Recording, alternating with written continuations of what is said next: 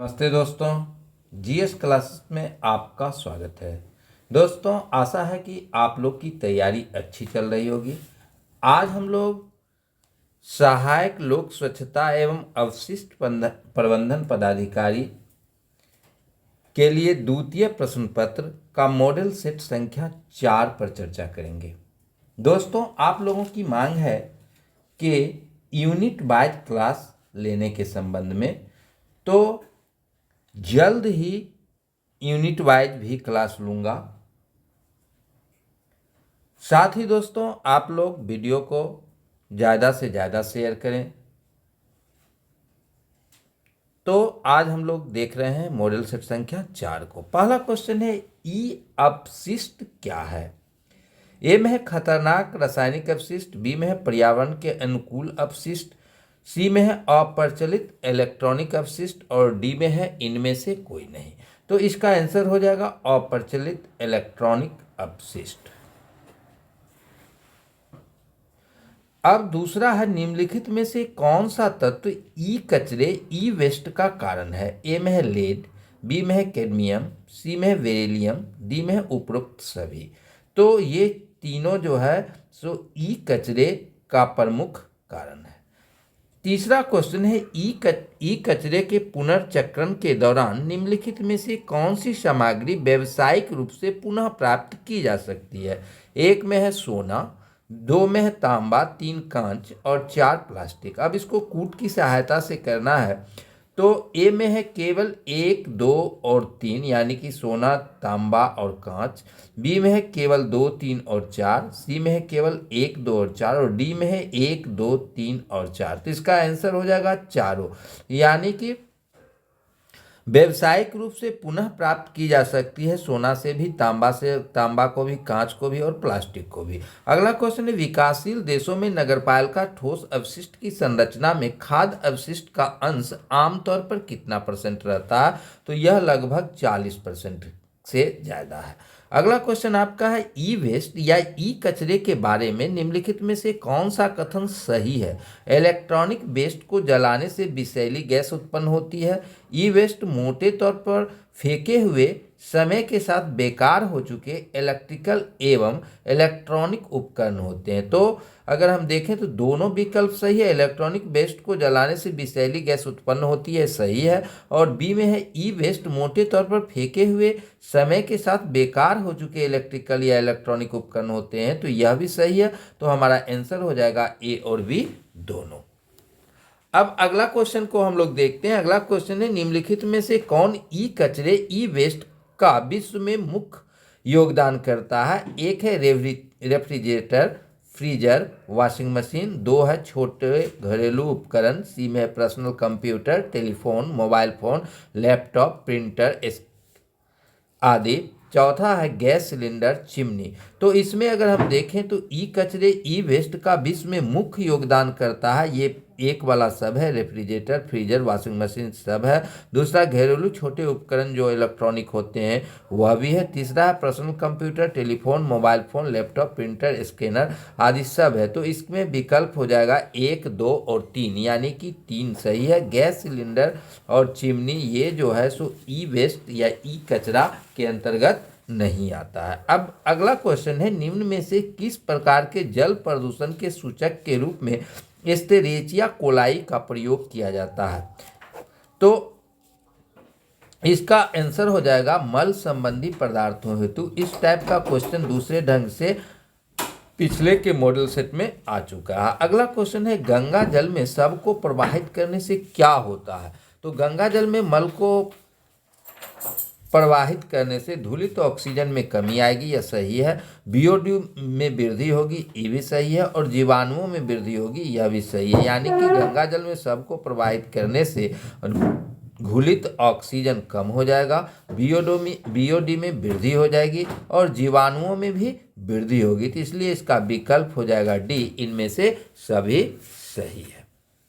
अब अगला क्वेश्चन हम लोग देखते हैं, अगला क्वेश्चन है, यदि किसी झील में डीडीटी पाई जाती है तो सर्वाधिक सांद्रता पाई जाएगी पाद पल्लकों में, प्लैंकटन में, मछली भक्षक चिड़िया में।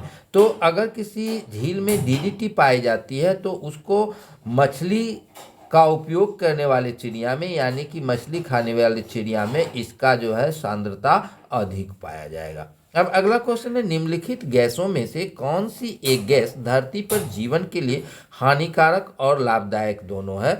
तो इसमें कार्बन डाइऑक्साइड होगा, क्योंकि कार्बन डाइऑक्साइड जो है सो प्रकाश संश्लेषण क्रिया के दौरान ऑक्सीजन निकालता है और ऑक्सीजन हम लोग सांस के रूप में लेते हैं।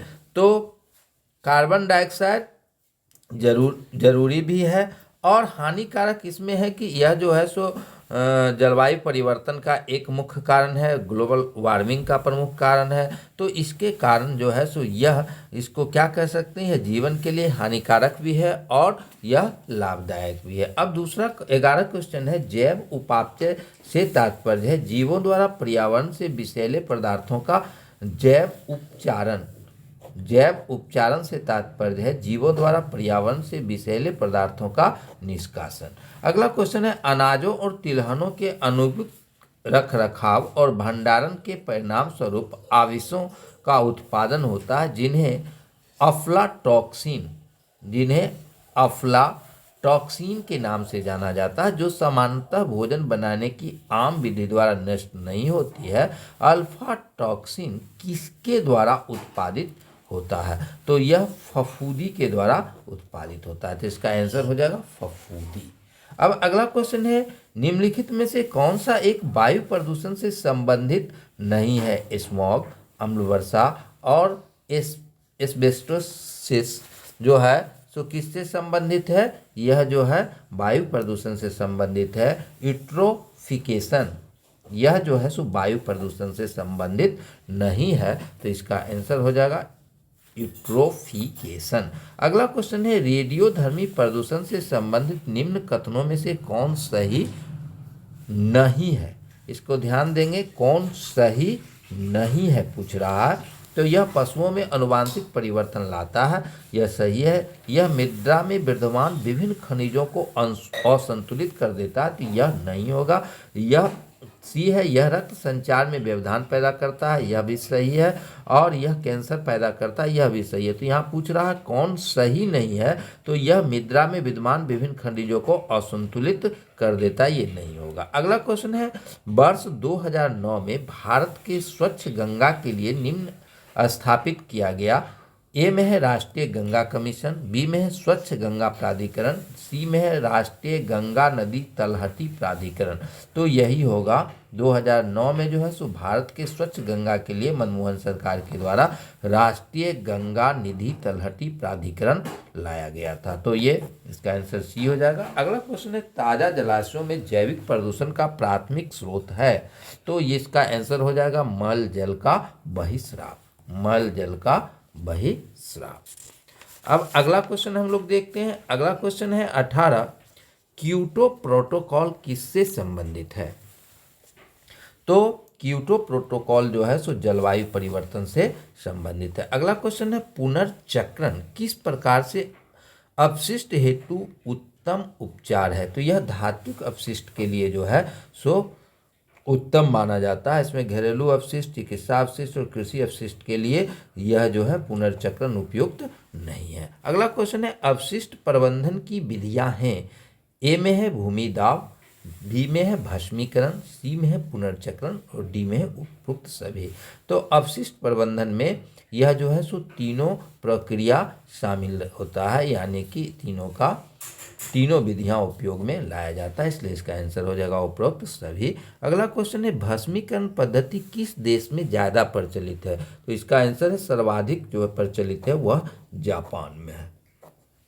अगला क्वेश्चन, जैव निम्नीकरण अपशिष्ट है फसलों के बचे भाग, कांच, प्लास्टिक और सुइयां। तो जैव निम्नीकरण के अंतर्गत ये फसलों के बचे भाग आएगा। अगला क्वेश्चन है जीव चिकित्सा अपशिष्ट के अंतर्गत नहीं आने वाला कचरा है। जीव चिकित्सा अपशिष्ट के अंतर्गत तो अस्पताल का कचरा आएगा, नर्सिंग होम का कचरा भी होगा, ब्लड बैंक का कचरा भी होगा। इसमें औद्योगिक इकाई से जो कचरा होगा वह जैव चिकित्सा अपशिष्ट के अंतर्गत नहीं आएगा।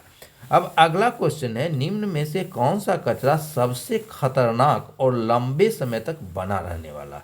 निम्न में से कौन सा कचरा सबसे खतरनाक और लंबे समय तक बना रहने वाला। ए में है वायु प्रदूषण, बी में है घरेलू कचरा, सी में है नाभिकीय कचरा और डी में है कृषि उत्पाद। इसका आंसर हो जाएगा नाभिकीय कचरा।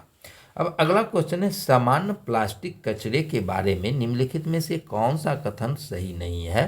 तो ए में है यह लंबे समय तक बना रहता है, बी में है यह गंदा पानी के पाइप को जाम कर देता है, सी में इससे वनस्पति खाद बनाए जा सकते हैं। तो इसमें क्वेश्चन कर रहा है कौन सा कथन सही नहीं है। तो प्लास्टिक से जो है सो खाद वनस्पति खाद नहीं बनाया जा सकता। इसका आंसर सी होगा, यानी कि यह कथन सही नहीं है। तो ये आज का द्वितीय पेपर के लिए मॉडल सेट संख्या 4 था। इसी तरह जो है सो हम 25-25 क्वेश्चन का लगभग 10 मॉडल सेट देंगे। उसके बाद फुल लेंथ क्वेश्चन यानी कि 125 क्वेश्चन का मॉडल सेट डालेंगे। इसके साथ ही अगले सप्ताह से हो सकता है तो यूनिट वाइज क्लास भी लेंगे। आप लोग जो है चैनल को ज़रूर सब्सक्राइब करें, साथ ही वीडियो को ज़्यादा से ज़्यादा शेयर करें और लाइक एवं कमेंट भी करें, जिससे हम जान सकें कि आप लोगों को यह वीडियो कैसा लग रहा है। धन्यवाद।